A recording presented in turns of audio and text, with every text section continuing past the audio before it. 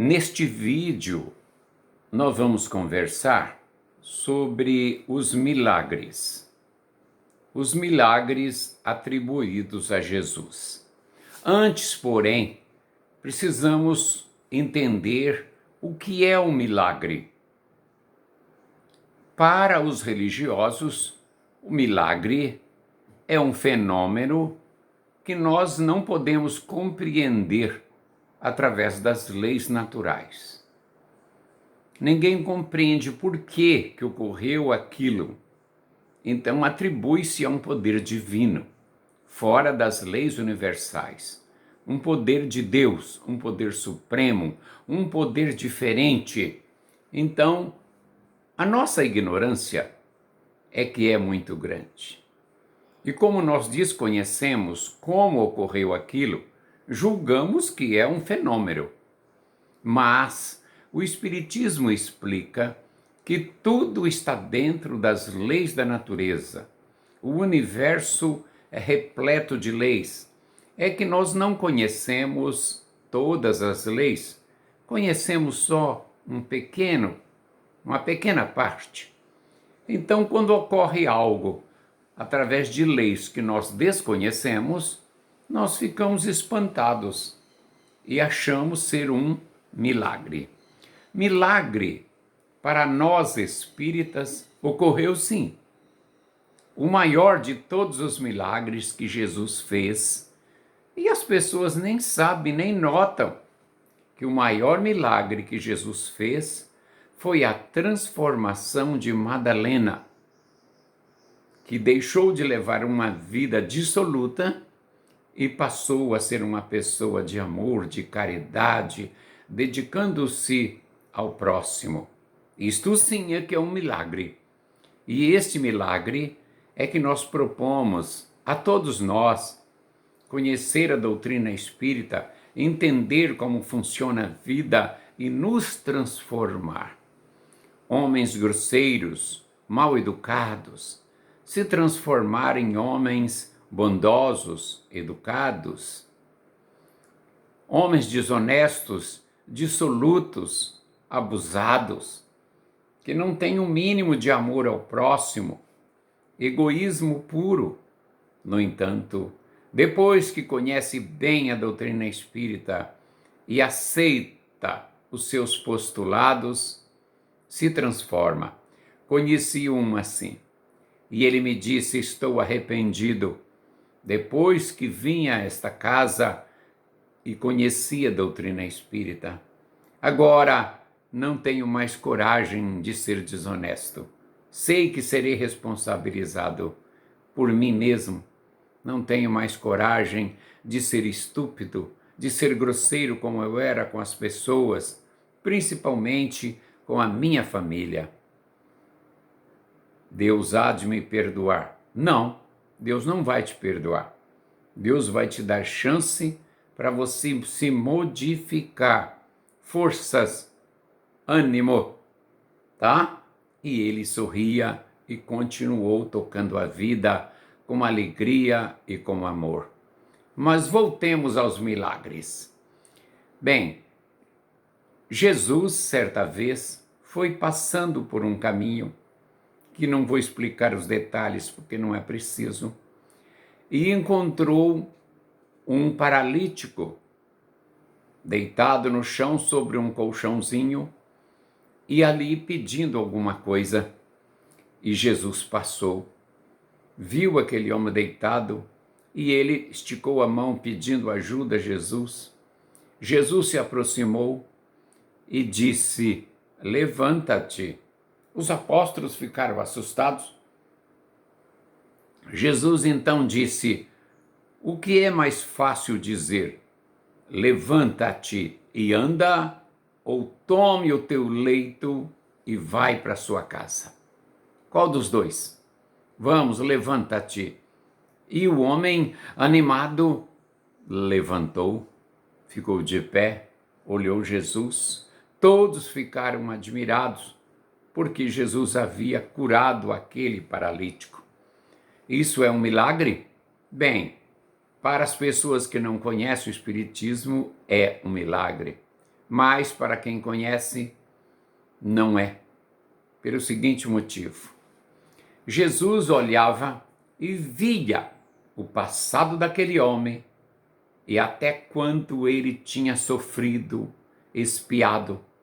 Todos nós recebemos uma enfermidade não graciosamente, e sim porque nós demos causa no passado.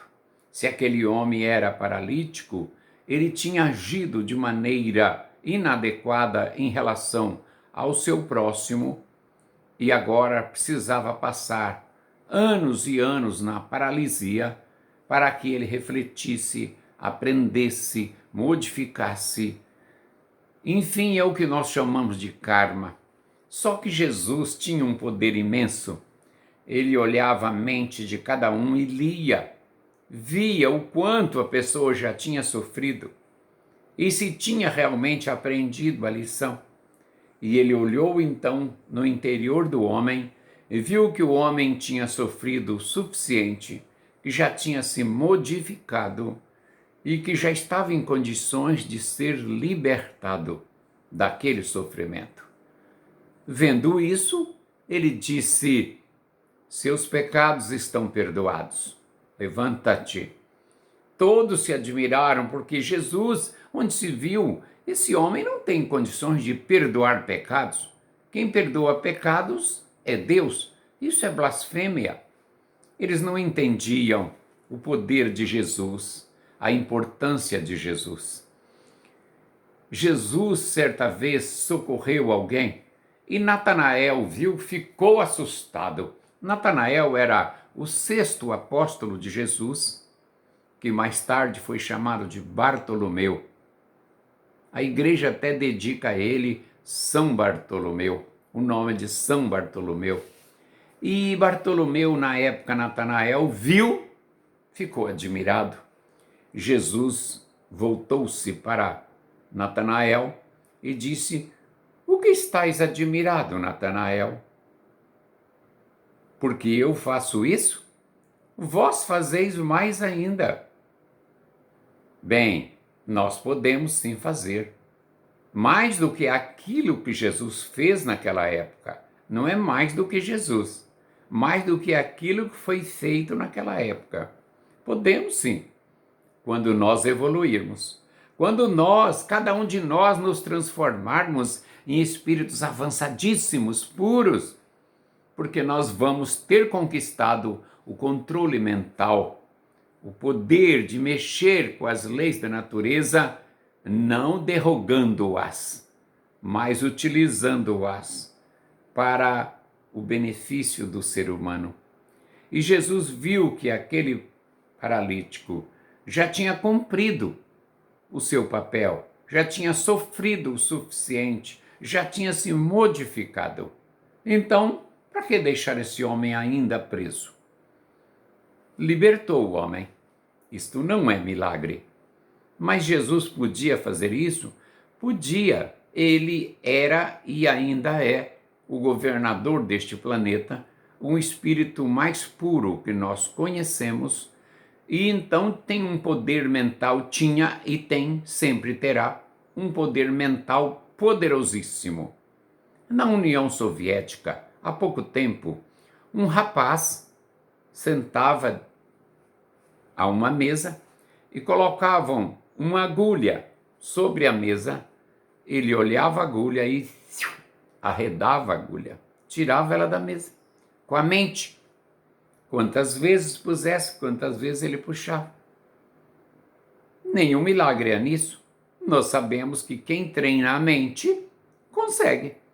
Você sabe por que um espírito está aqui, por exemplo, em Belém do Pará, Brasil, e fixamente na Califórnia e diz: vou para lá agora. Fixa, mas ele sabe, é claro, onde é a Califórnia, o link mental, como é que se faz, ele sabe. Aí ele fixa lá e vai para lá. Por quê? Ele fixa a mente dele lá e deixa o seu espírito ser puxado pela mente. Como se fosse um grande imã. Como se fosse não, é um grande imã mental. Assim os espíritos se transportam para qualquer lugar que eles possam colocar a mente, porque ali conhecem, sabem onde é e como vão. Eles fixam e vão para lá.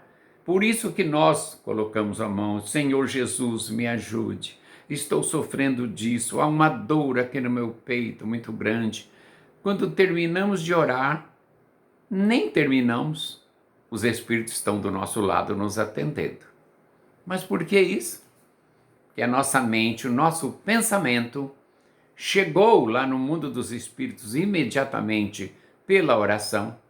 Existem milhões de espíritos trabalhadores que atendem às nossas preces e se ligaram a nós, porque viram a nossa oração, se ligaram a nós e vieram bater do nosso lado, imediatamente.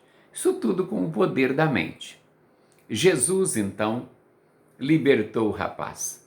Certa vez, Jesus andava numa multidão, cercado. Um empurra daqui, outro empurra dali, se acotovelando de todas as maneiras, e isso é natural em toda a multidão. E falava-se na cidade que Jesus tinha um poder fora do comum, e que se tocasse na roupa de Jesus, recebia um eflúvio bendito, curador. Realmente Jesus tinha isso.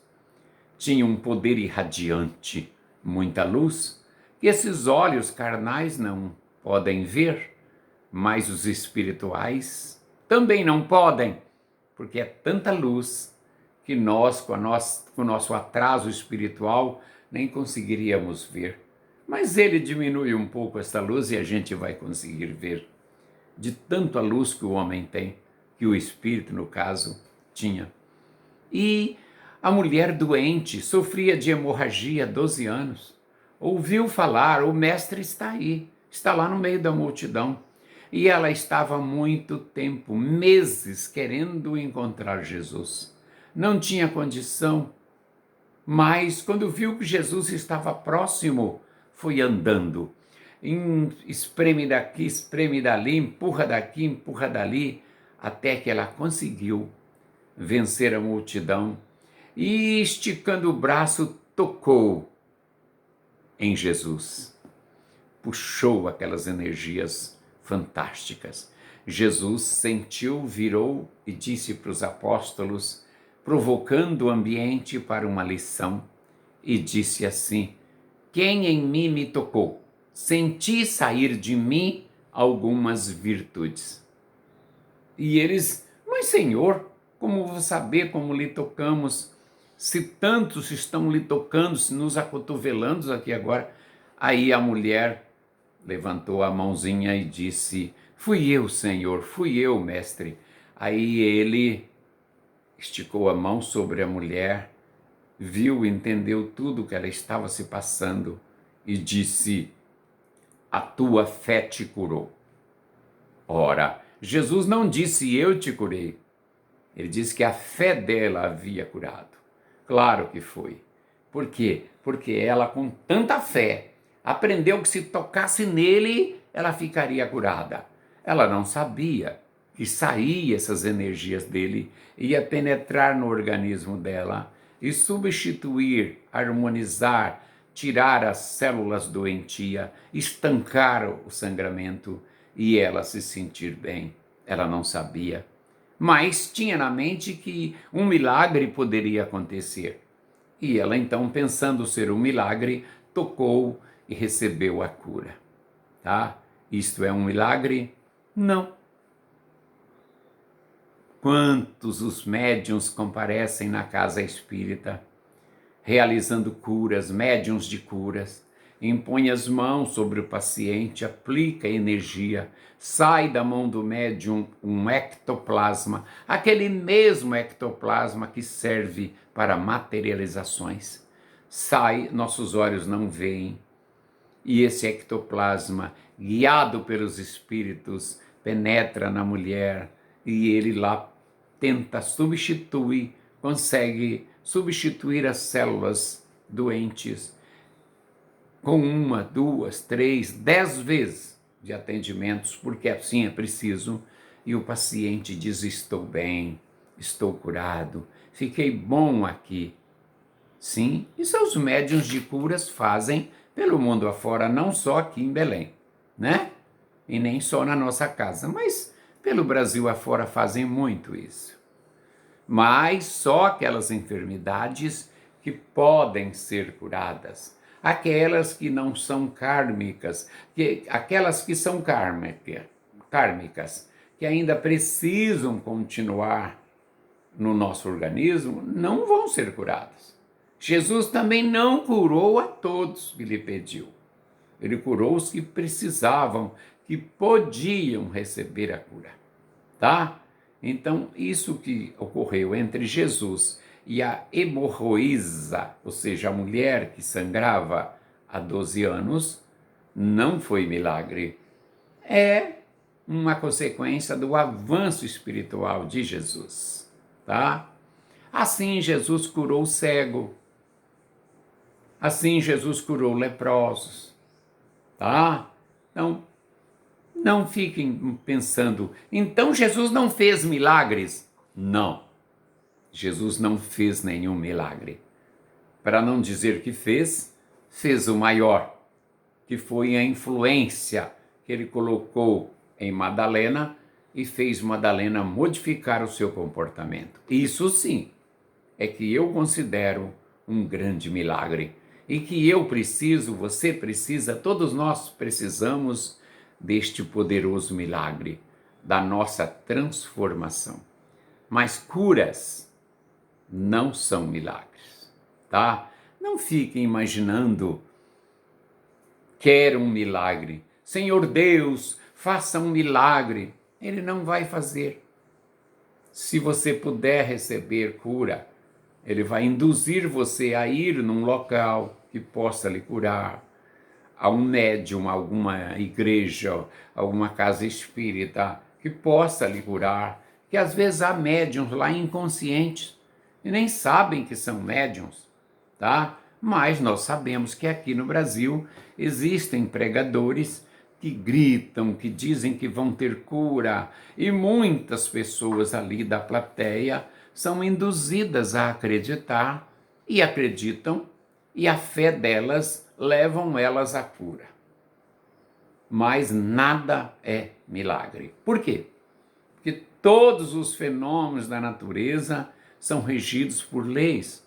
Tudo na natureza, ninguém desrespeita essas leis. Não existe nada fora das leis da natureza. Então não fique pensando que Deus vai vir fazer um milagre, que ele não vai, porque Deus não desrespeita suas leis. Por causa da ignorância, dizem assim: vai haver a ressuscitação dos mortos quando Jesus voltar. E não vai. Ora, como é que você vai ressuscitar um corpo que já morreu aqui na Terra há anos e anos? Você só tem mesmo, às vezes, os ossos, em alguns casos nem a ossada temos mais, porque morreu há 1000 anos atrás, coisa assim, muito tempo, tá? E Jesus vai voltar, ressuscitar todo mundo como num milagre? Claro que não. Jesus cumpre as leis da natureza, as leis da química, da física, da biologia, enfim, todas as leis são leis de Deus. Tudo vem da bondade divina. Portanto, ninguém vai desrespeitar essas leis, muito menos Jesus, porque ele não pode desrespeitá-las e realizar um milagre. O átomo que habitou meu corpo, ou que está no meu corpo, às vezes já esteve num outro corpo há 1000 anos atrás, corpo até de outro homem, de um animal, ou até numa árvore. Todo mundo sabe que átomo compõe as células e as células compõem os corpos. Portanto, Jesus não iria matar muita gente agora para outros serem ressuscitados, não é? Isso é um absurdo. Coisas da época de Jesus, que os apóstolos escreviam, e que muitas mensagens de espíritos vinham naquela época assim, porque o povo só podia entender assim, tá entendendo? atribui muito isso às epístolas de Paulo, que eu duvido, porque Paulo era um espírito muito avançado e não iria escrever isso. Mas como ele ditava uma carta, uma epístola, chegava lá numa comunidade, eles não tinham xerox, não tinham cópias, não tinham celular para reproduzir cópias. Então o que eles faziam? Chamavam os escribas e reproduziam à mão. E nessa reprodução aqui, manda outra para reprodução ali, reproduziam 10, 15, 20 cartas. E cada um alterava um pouco. E depois, segundo o critério deles, o que eles julgavam. Então, muita coisa ali, hoje, que se encontra lá nas epístolas, são atribuídas a Paulo e não foi daquele jeito que Paulo quis escrever, tá? Eu falei com o próprio Paulo aqui em Belém, incorporado, e ele me disse que alteraram muita coisa. Eu sei disso. Portanto, vamos resumir o nosso vídeo. Existe milagre? Não. Tudo na natureza é regido por leis universais, que são leis de Deus. Beijo.